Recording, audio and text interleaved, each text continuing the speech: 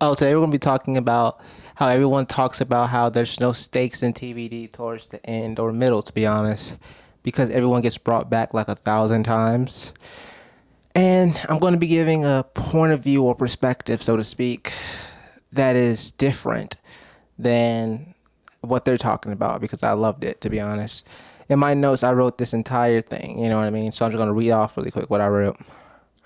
Everyone says them killing off people and bringing them back took away the stakes of the show, but I feel like the stakes still felt heavy and real and serious if you were that 0.1% of the audience that knew how their world operated.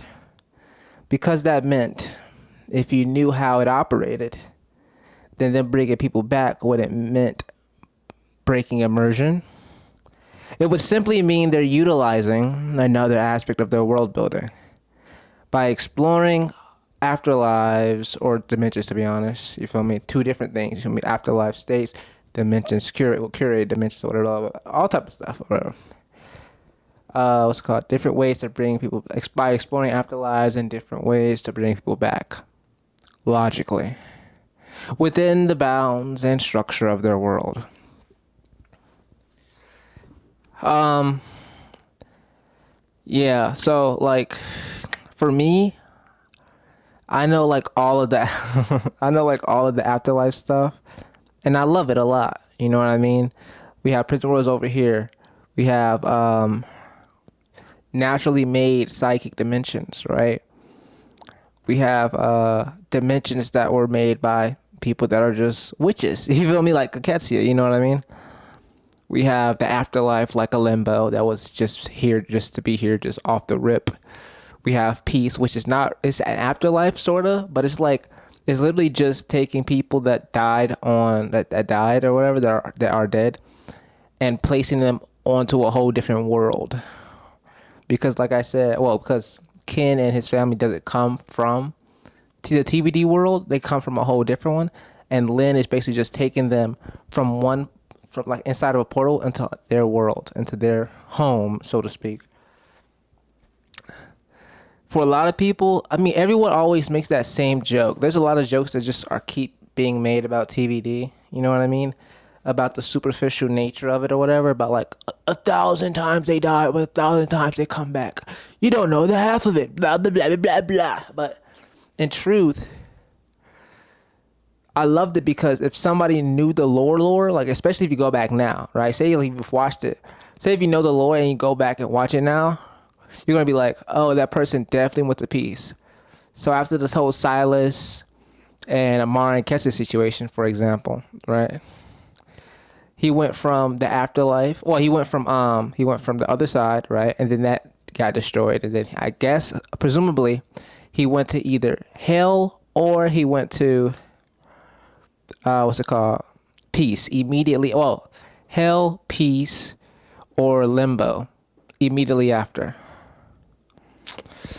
Um, but then eventually, right in season 8, hell gets destroyed. So the only option left for Silas is limbo, being the temporary place before you go off the peace. So limbo in itself is this area, right? Like if you don't go to hell or you don't go to the other side, right? As far as you being supernatural, you immediately go to limbo when you have like stuff left to do in the world. You know what I mean? Well, stuff left to do. Like redemption. It's like your redemption place where you find redemption and then you go off to peace. And there is no like evil option. You know what I mean? Like especially now that like hell is gone. You know what I mean? And hell is removed. The other side is removed. What's it called? Yeah, that's pretty much it. Once you go to limbo, all you gotta do is like a redemption arc. Get enough coins, get the ferryman to bring you over to peace, and you're good to go. It's the easiest thing in the world.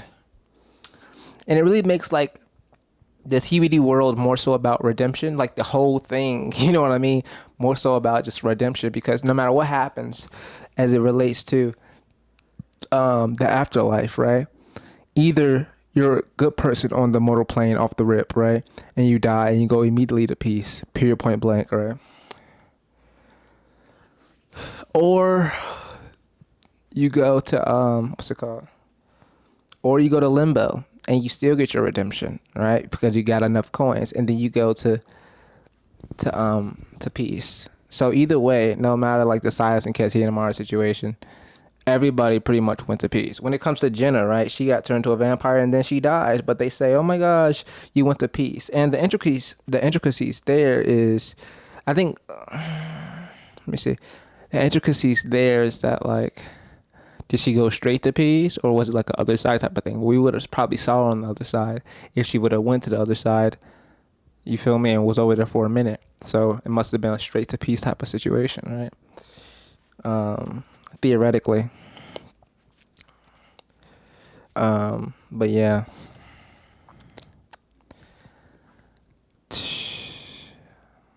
What's it called?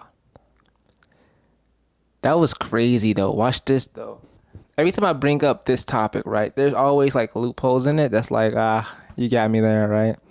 Because the whole, oh my gosh, Bonnie's in the church, you feel me?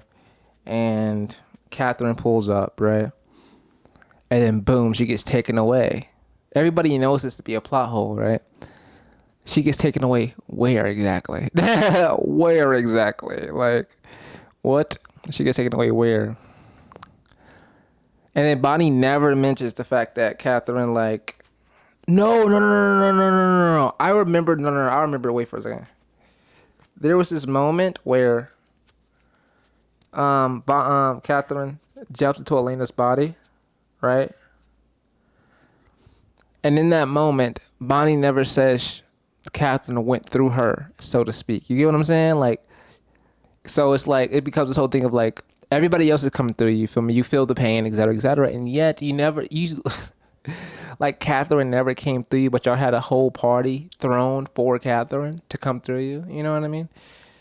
Yeah. That's a chicken nugget right there. I ain't gonna lie. That's a chicken nugget. That's a chicken nugget. Mind you, it's not even that like, I think she gets like swept away by the darkness, so to speak. Wait, no. Wait for a second. I'm thinking of two different instances, right? There's one where she definitively goes to hell, and there's one where she passengers herself inside of Elena, right? The church situation is when she goes to hell, definitively. But the actual other part of like, the other one where she's like fake about to die, but then passengers herself inside Elena, is the one that Bonnie doesn't mention. The crazy part about that is like, why wouldn't she like, we threw a party for this person. We threw a death party for this person. Like, why wouldn't we talk about her? Why wouldn't her passing through you be like some type of, you know what I mean? Not a moment, but like, why wouldn't you like take note of that? You know what I mean? Like, just to make sure, you know? But it's fine though.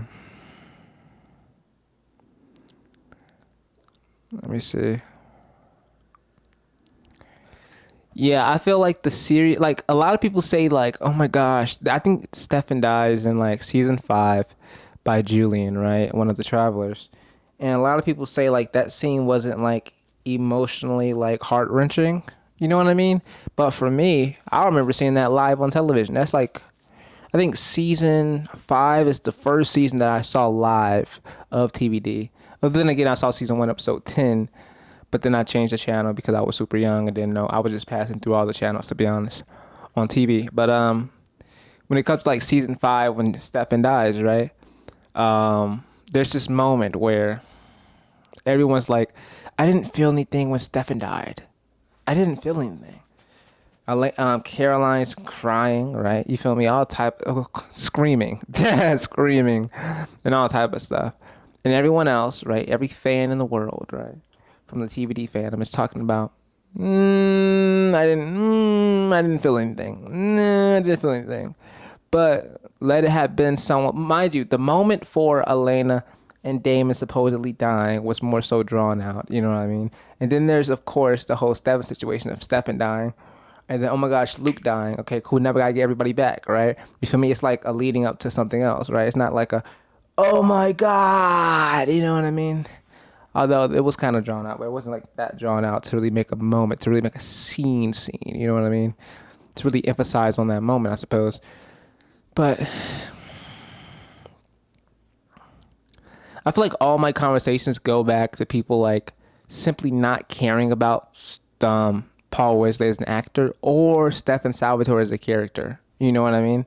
all of my conversations go back to that main point. That's crazy to me. I mean, even just subconsciously, right? Or just like, I don't know. That's what I genuinely feel. That's crazy. Uh, but yeah, to me in that moment, other people they didn't care, but to me that still felt heavy. You know what I mean? Still felt real and serious. You know. Uh,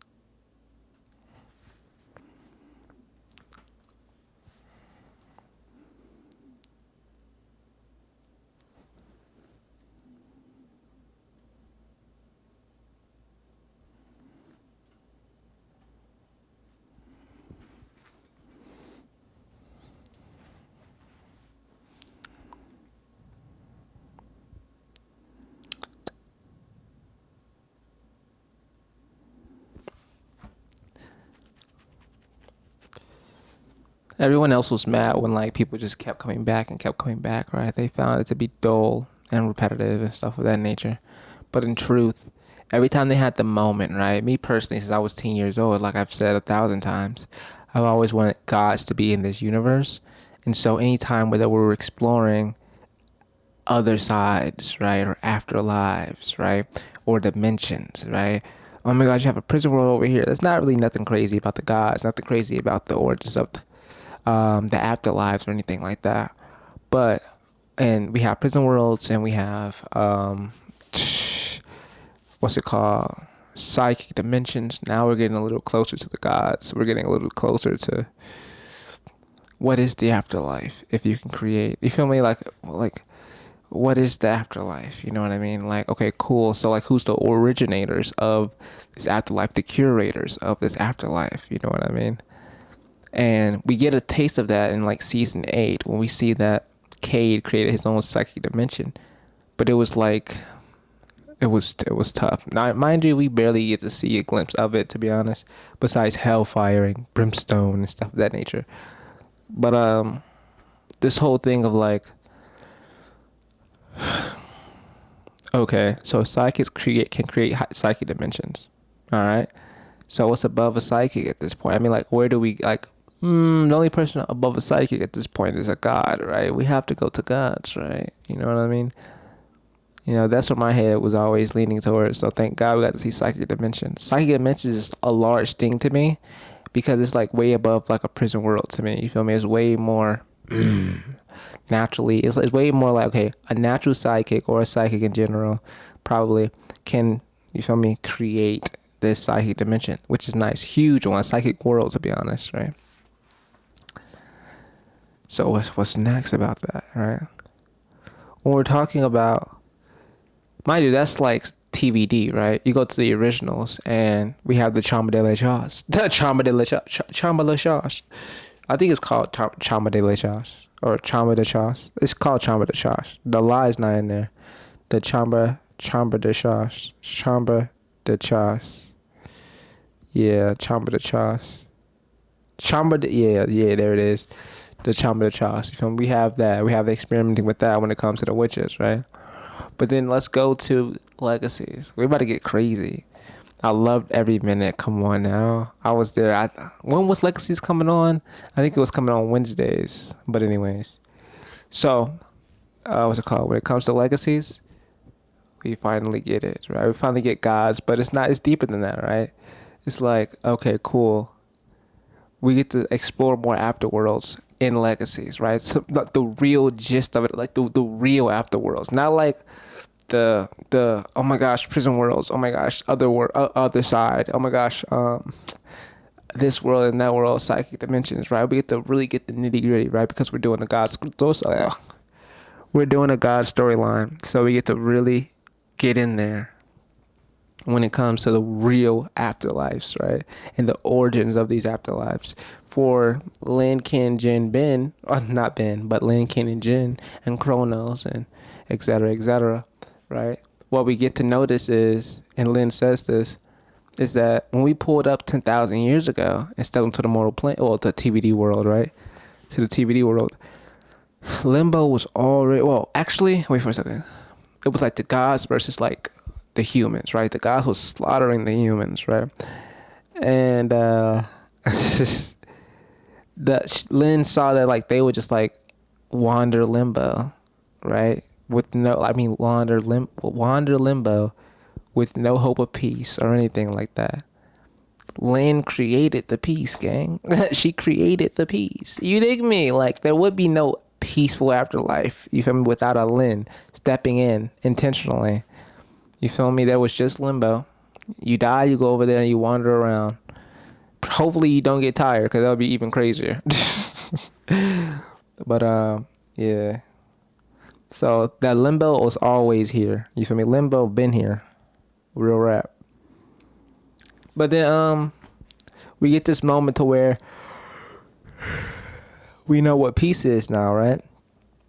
So I'm about to like give you like this whole situation. Let's say let's go left to right. It doesn't matter, to be honest. Let's say you're on the TVD world, right? The Bonnies and Stephens of the world, right? The Elenas and Damons of the world, right? Let's say you die on that world, right? Now you're in limbo, right? So now you're not on the mortal plane anymore because you're not living, you're dead, but hey, boom, you're still on this world, right? Okay, cool, fine. But it's called limbo now. So now there's like mad people. There's like mad people. All right, cool. We have limbo, and then you go over here. Well, we don't. You got limbo, and then you get enough coins, and then the ferryman that's right here. All right, the ferryman that's right here. You go to the ferryman, give them the coins or whatever. The ferryman takes you over here, and over here there is a white light, so to speak. But in truth, it's just a portal that's emitting white light, bright white light. You feel me? Bright white light. You dig me? So once you get ferried over here, you're like going from one world to another world. So it's like a rift in time, in the space-time continuum, right?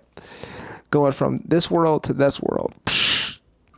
And now you're over here in Ken's home, town, basically.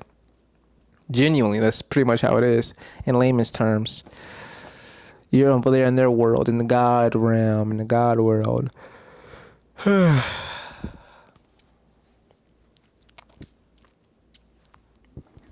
yeah, it's fun stuff. I think, to be honest, and I'll have to go back and research a little bit, but I think, which is crazy, because when Lynn was telling her story of like them now knowing that they're the gods, right? Like 10,000, well, even before that, even before 10,000 years ago, probably. But like they said we thought we was normal just like you. You feel me? And then we like we lived a little long. We lived a little too long. You feel me? We just lived a little too long. You feel me? Bro said at the beginning we thought we was normal just like y'all. That's crazy. But yeah, I'm not gonna drag this video out. You feel me?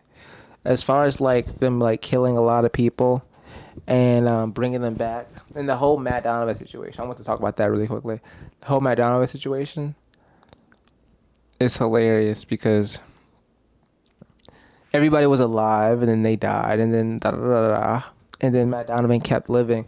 And it became this running joke like, Matt Donovan, the immortal, the true immortal. Wah. Right? But he was literally like, and Julie has said this to be honest, but he was literally never gonna die. Like ever. Like that was never the bip. You feel me? Like, not that you can't joke about it, but like it was never the bip. Like that was never happening. There's many characters, right? It was like a Chekhov's gun, right? Situation, right? Where this character, not just an object, right? But this actual character was their importance for the show. You feel me? They were like a real stand-in importance for the show.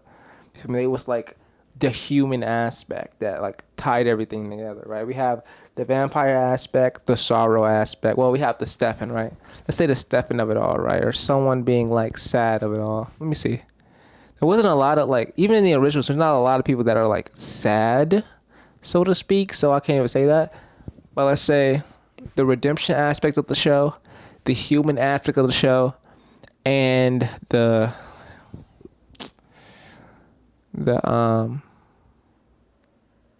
comedy aspect is underrated, to be honest. Like it's like actually like a really, really, really, really, really good. And a lot of people talk about the comedy aspect, to be honest, but they don't. I don't think people know. Like I don't think a lot of people who, I don't think it's talked about. Like, mind you, it's probably like the most talked about thing outside of like the love triangle situation, but like, or the love situation. I don't know, whatever. But the comedy aspect plays a decent, like it's tough. You feel me?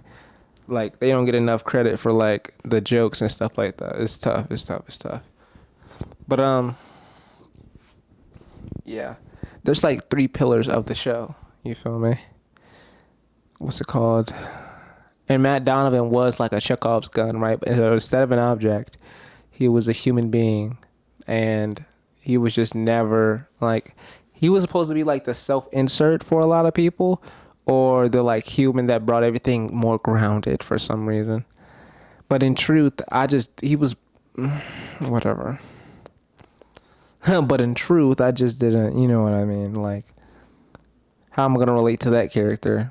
He was like, oh my gosh, high school football person, to like vampire racist cop. You know what I mean? Literally, that's literally his transformation. That's all it was. You feel me? Genuinely. Even if we get to season 8, it's like, okay, you got a bench. You know what I mean? Like, all right, coolio.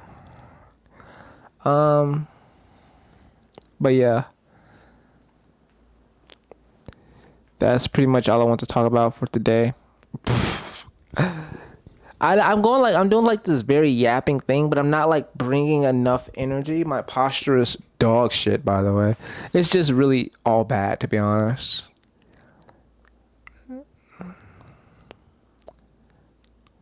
Maybe I'm not made for talking videos, you know what I mean? Maybe that's the truth of the matter. To be honest, you know what's funny about this though? I've gotten more comments or engagement at all with my posts as I've been doing talking videos than I've ever had doing a movie reaction or a TV show reaction. Genuinely. But that's it. Anyways, like the video, subscribe, click on post notification bells to hear more of me yapping about other things, everything, all the time.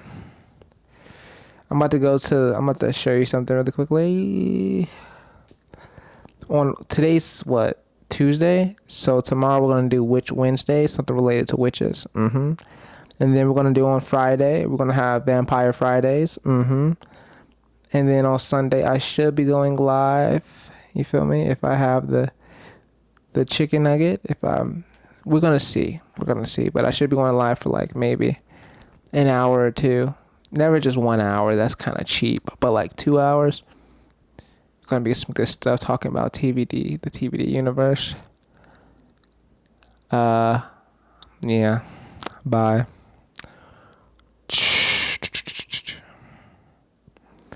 Find your people, Demetrius.